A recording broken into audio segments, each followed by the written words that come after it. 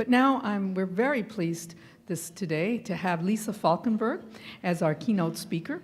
Lisa is a columnist for the Houston Chronicle and has been a columnist for about 10 years. Before that, she was a state roving reporter out of the Austin Bureau.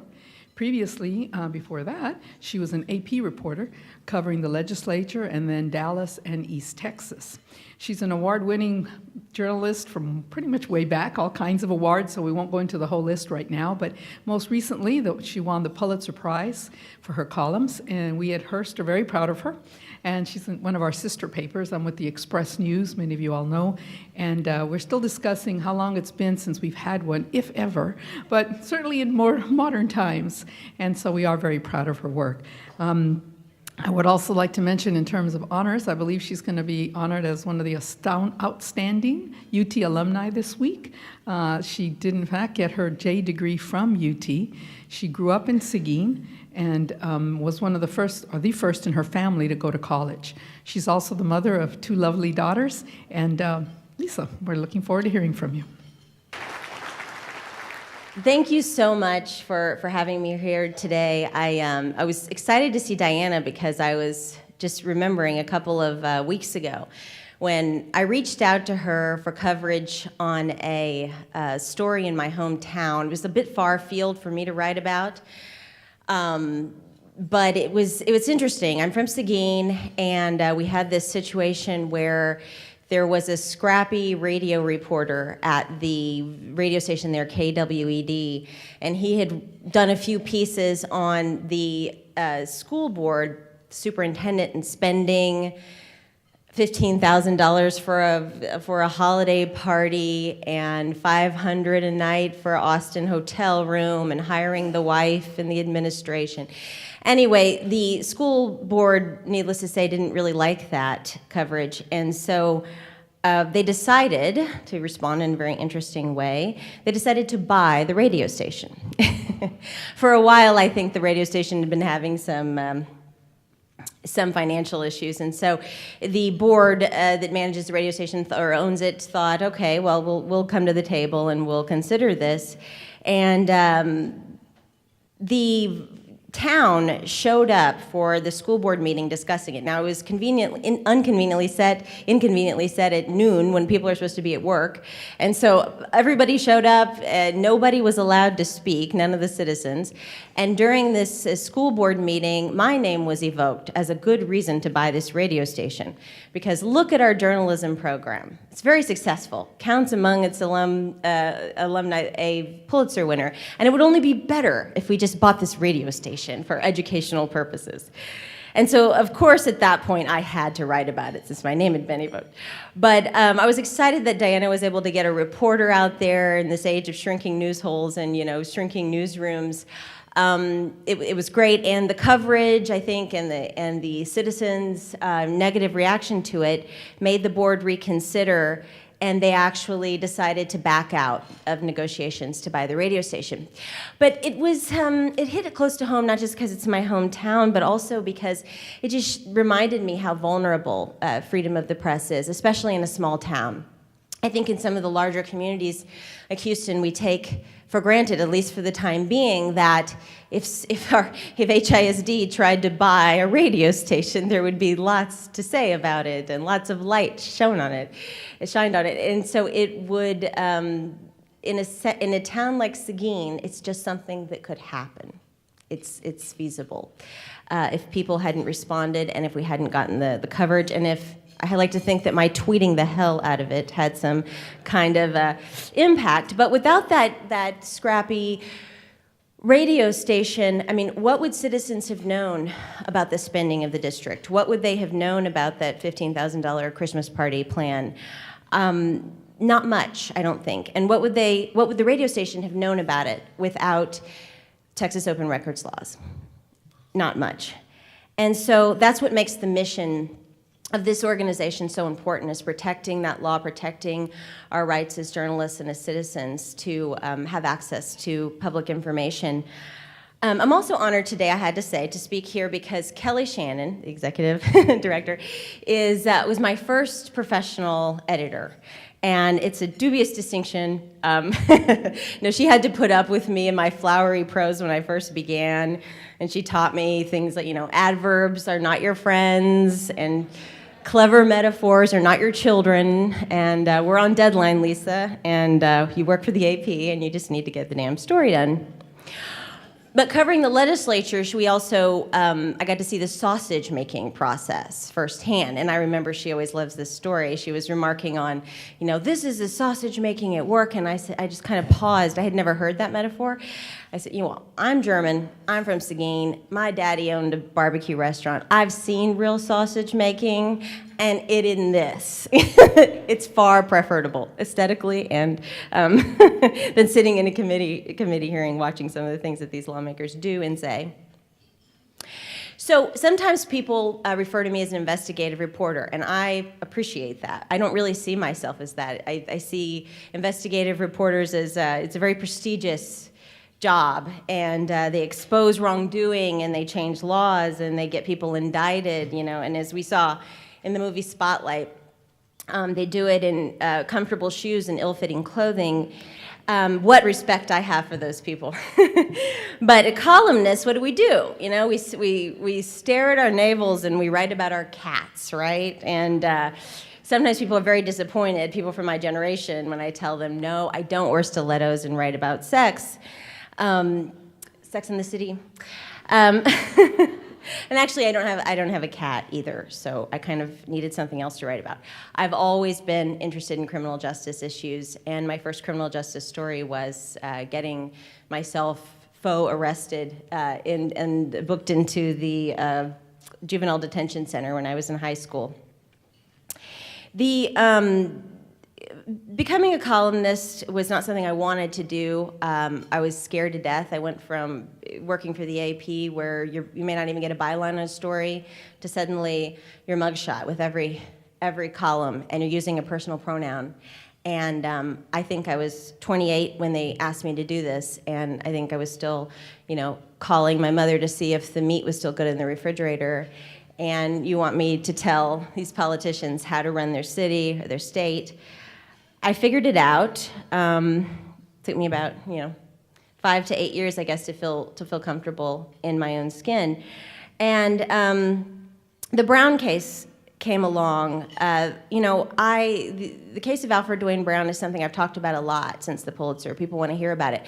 I don't often talk about the records issues that came up, and I don't really know why, because it's a really vital part of that story. For those of you not familiar, I'll try to spare some of the details, but Alfred Dwayne Brown was convicted and sentenced to death in 2005 for killing a Houston police officer, and he had always maintained his innocence. He said that he was at his girlfriend's apartment around the time of the murder.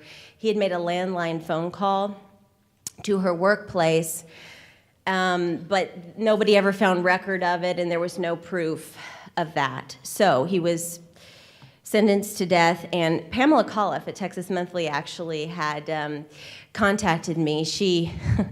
It's hard when you write about, when she writes as well as she does about exonerees, suddenly she's on the exoneration beat, and then everybody's contacting you and she's like, no, I really do have to write about other things occasionally. So she let me know about this story and said, Lisa, this guy has been on death row, and several years later, his pro bono attorneys were really searching for proof on his alibi, and one day they get a call from the district attorney's office saying that, yeah, the homicide detective in that case was cleaning out his garage, and he found a box. Would you like it? And they send the box, and lo and behold, one of the pieces of paper in there was the phone record that had never been produced to the defense that showed that he had made the call, or that the call was made at the time that he said he made it. And so this was presented to the district attorney of Harris County, Mike Anderson at the time, who said, oh yes, this is Brady, information that should have been passed along to the defense and wasn't. We agreed to a new trial. The trial judge agreed to a new trial, but the Criminal Court of Appeals in Austin was just sitting on the case. They hadn't done anything. I think it had been about a year when I decided to write about it. So my goal was to write a column, hey, you people in the black robes, get off your duffs and give this guy a new trial. But something bothered me after that first column.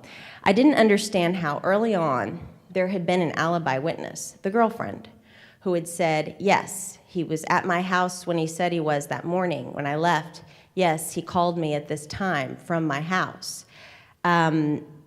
She backed up his story, but she ends up in the end testifying against him and helping him get the death penalty.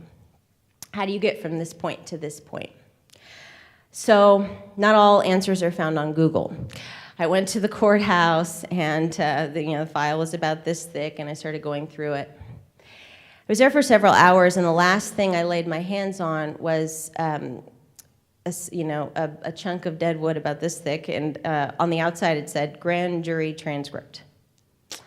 I had never laid my eyes on one of these things. I didn't even think I was supposed to have this thing in my hand. So I'm in the clerk's office, and I kind of look, this way and that, thinking somebody's going to snatch it away from me.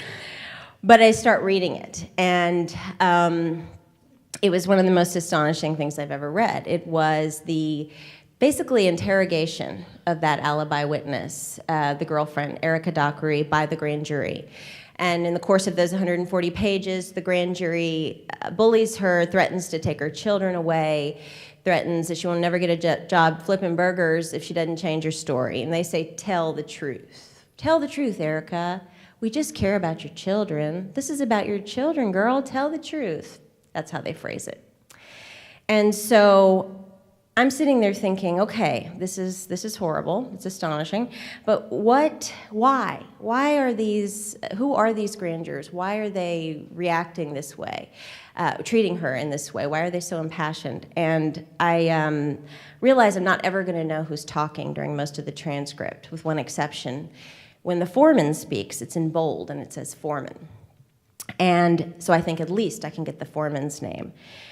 And I go to the district clerk, as most reporters would, and he wouldn't give it to me. He says, no, that's maintained by the judge. I go to the judge, and she's reluctant to hand it over, doesn't want to. I think I, talked to her a couple of days when finally she decides, all right, I'll go ahead and give it to you. His name was James Kateris, and some answers are in Google. The first thing I did was Google it, and the first thing that came up was a contribution that he had made to a retired police officers association.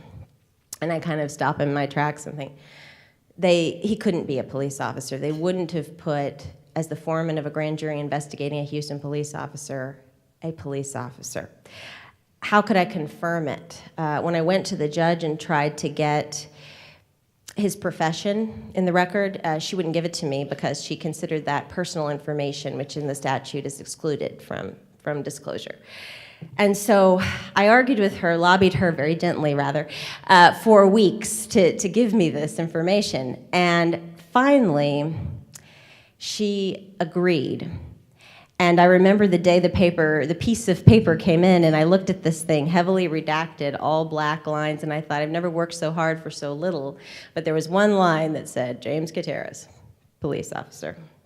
And so other court records I was able to obtain showed that he was active at the time, and subsequently was able to obtain records that showed that he had served 10 times on a grand jury since 1992.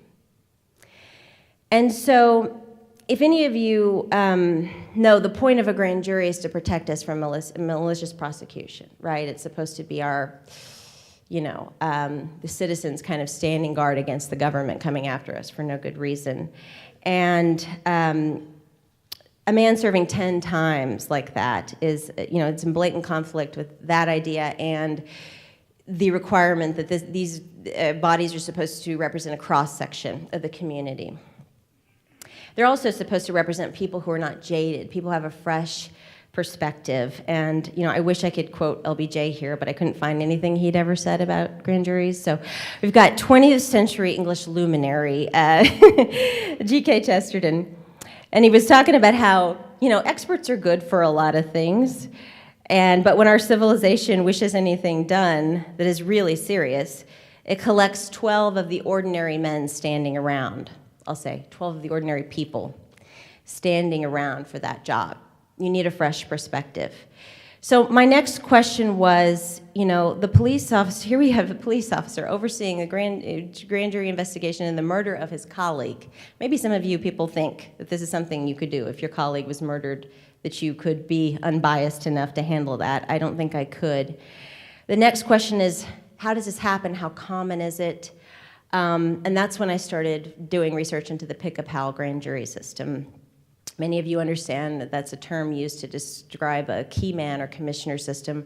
A judge picks a friend or an acquaintance or somebody who picks another friend, acquaintance, and to be on the grand juries, and you end up with kind of an insider system that's with a lot of law enforcement or law enforcement friendly types, basically people who know the system well and are often jaded by it. And so, I didn't discover this. This is something newspaper editorial boards have been writing about for decades. It's something the US Supreme Court had talked about. The Texas system is vulnerable to abuse. But I think it was, a transcript, which I quoted heavily from in that column. I made a point, columns are supposed to be, right, they're supposed to be opinion and voice and everything, but I really made a point to quote verbatim extensively in that column. And it was that transcript that was concrete proof for people that this system isn't just vulnerable to abuse, it's being abused. And so to me, it was just a great example of, the power of a document and the power of public access to that information. And it was enough to prompt or get Senator Whitmire's attention, who took on the issue and sponsored a bill, and then Texas became finally he got it through. There was a little tumultuous journey there for a while, but he got it through, and Governor signed it, and Texas became the last state in the union to ban pick-a-pal grand juries in criminal cases. And so I am, proud of my hand in that.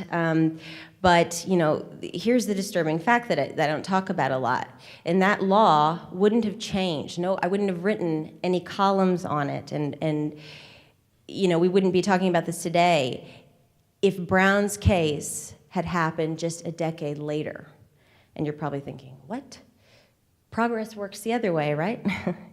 But the fact is, in 2012, Harris County judges unilaterally, without saying a word to anybody, just started sealing all of the names of grand jurors for all eternity for, in my opinion, no good reason. Some of them didn't even realize they were doing it. Huh? Let me ask my court reporter about that. It had become a standing order, and when I asked them why they were doing it, the administrative judge and another judge, Denise Collins, who was the one I was dealing with on the Brown grand jury, they said, well, for the safety and security of grand jurors. And I know grand jurors are a hot topic now, but they weren't at that time in 2012, really.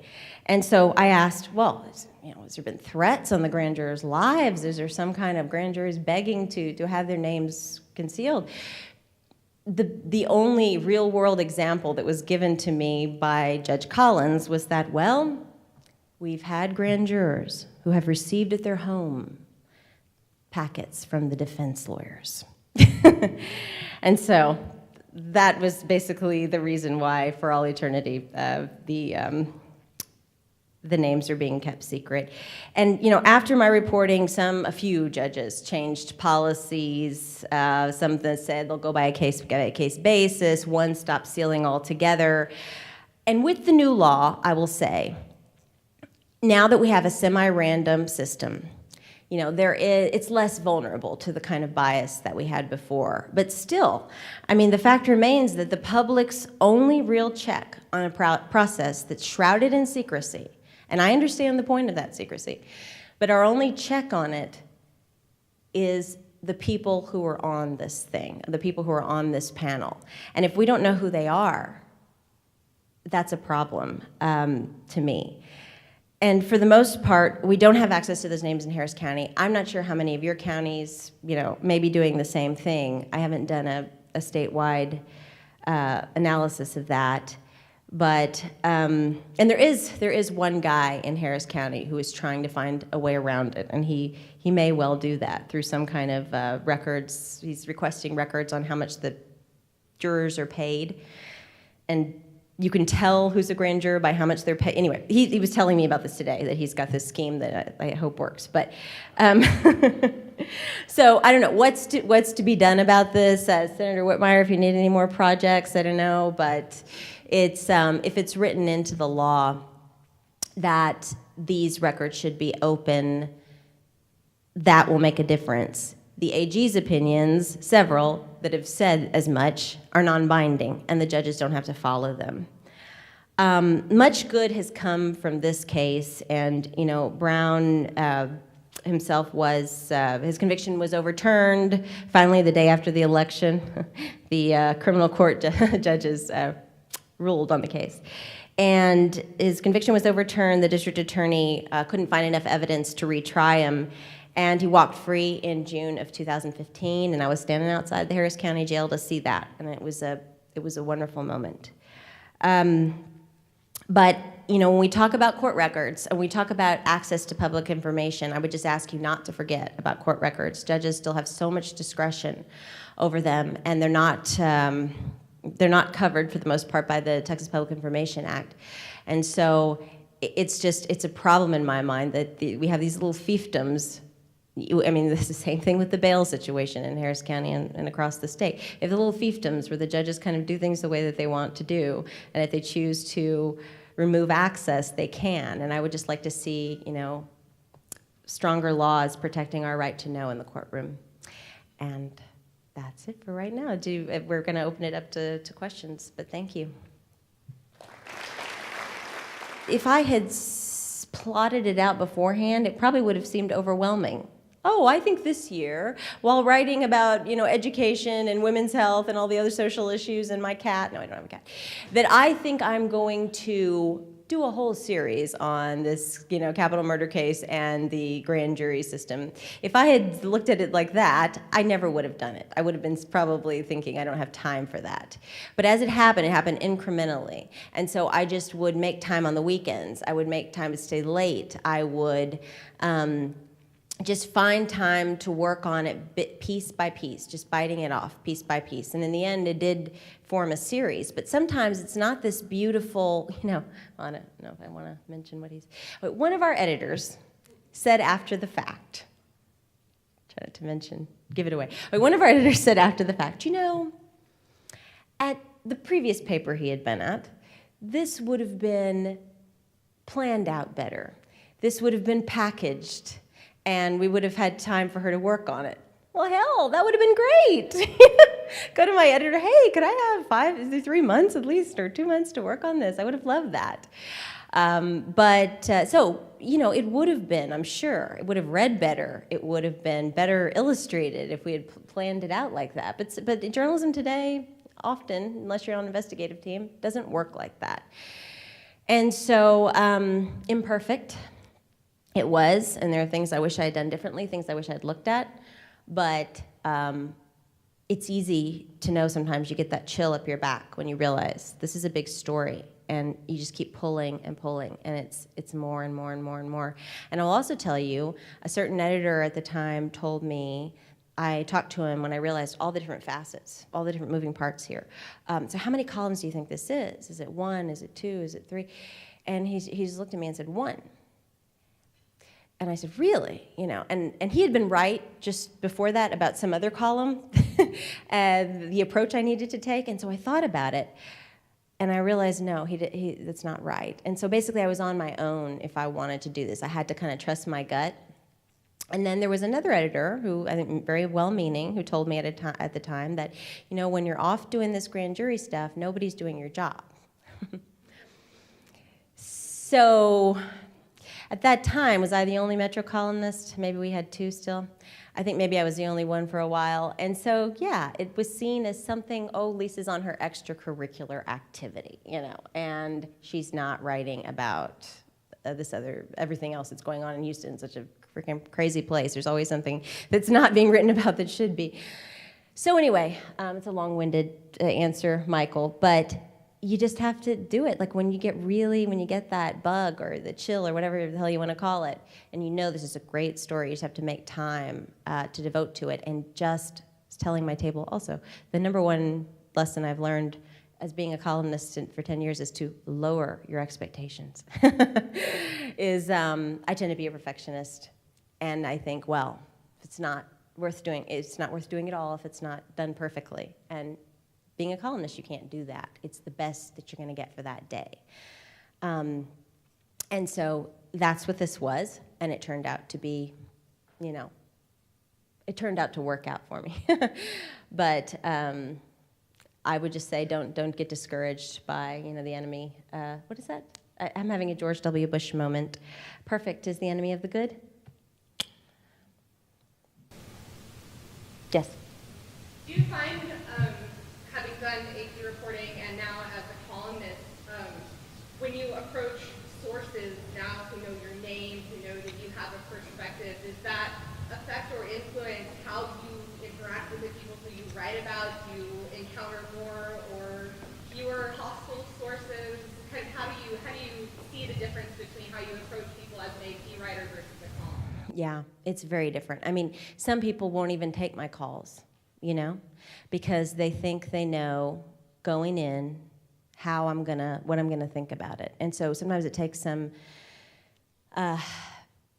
strong arming, I guess, to get people on the phone. I like to, I was reading this, I remember when I was at AP, Ron Fournier was still there, and he's great. Many of you probably follow him on Twitter and familiar with his work. But he was just writing today this list of advice that he would give to journalists about working sources. And I'm not going to quote it exactly, but he said something like, "I will never stab you in the back. I will always stab you in the chest."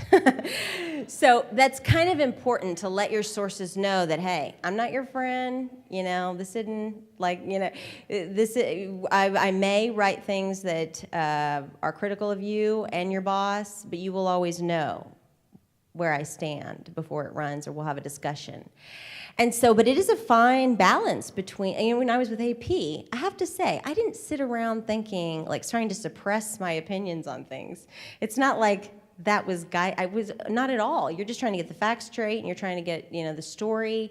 And so when I became a columnist, I actually had to do some soul searching. How do I feel about this? Because I suppressed my, I wasn't even thinking about my opinions for so long. And so, yes, you kind of approach people with a blank slate. Now, I've got baggage. And, well, you wrote this about my friend, or you wrote that about, And so I have to kind of get them to listen to me and say, this is what I'm thinking. I'm up front. This is what I'm thinking on this.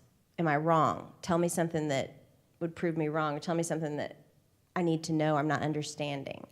I think just as long as you're straightforward and you try to be honest with people, keep them up to speed on your thoughts on something that they'll work with you. I mean, just recently I've written plenty of critical things about the district attorney, the current district attorney Devin Anderson in Harris County. And maybe some of you have heard there's been a really big case there where they jailed a rape victim who had a mental breakdown, I think, on the stand and refused to testify. And the only way they said that they could get her to stay in town and testify is to lock her up. It's a really bad situation. But Devin Anderson wasn't saying anything to anybody at that time. And I asked for an interview, and I said, I just want to hear her out. And she agreed to sit down with me. And now she's talking a lot. I still, and I was glad she sat down with me, but I still thought that they handled it badly, and I said that. So, yes. After your work on the grand jury case and the accolades and results that you got from that, are your editors more likely to indulge your extracurricular? Well, I have to say, Jessica won this award twice in a row, which is great. But I don't know if anybody's ever won a Pulitzer twice in a row, because the year after you win, your work just sucks. You're speaking and you're distracted, and there's all this TV and there's all this stuff that's going on that I feel they've been very patient with me, I think. And then people ask, what's your next project? Kind of thinking that you're going to have something as high quality, the next year. Yeah, I think so, especially when you're the first person in the history of the paper to win. They've been very supportive of me, and that's great. But it's not like I've got to find So, the foster care system is something I'm really concerned about, and I've got just for my own motivation, I always have to have kind of a project or something I'm really passionate about. So they've been supportive of me. Thank you, guys. Is there anybody else? No?